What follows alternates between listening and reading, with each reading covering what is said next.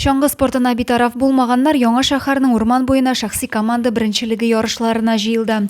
Урман аланы шаңғы юлларында берничә буын спортчы тәрбияләнгән. Әлеге спорт түрен яратучылар өчен зәйдә шартлар елдан-ел яхшыра бара.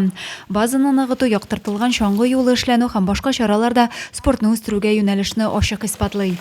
Мындайны һәрбер шаңғы спортны яраткан, шаңғы спорт белән шөгыльләнгән шаңгычылар килделәр.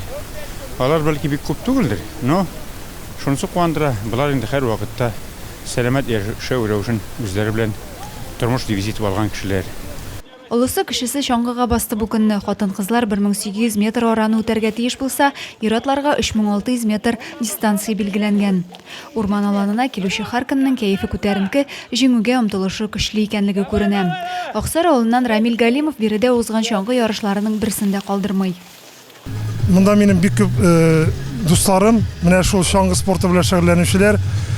Иң беренче алар белән очрашу минем өчен бик зур әһәмияткә ия. Чөнки аларны күрәм, алар белән бергә шуабыз. Икенчедән, шундый матур табигатыбызда булган зәебездә шаңгыда шулмагач урманнарда тагын нәрсә эшләргә кирәк. Соңыннан тантаналы төстә шаңгы узышларында призлы урыннар алучылар тәбрикләнде.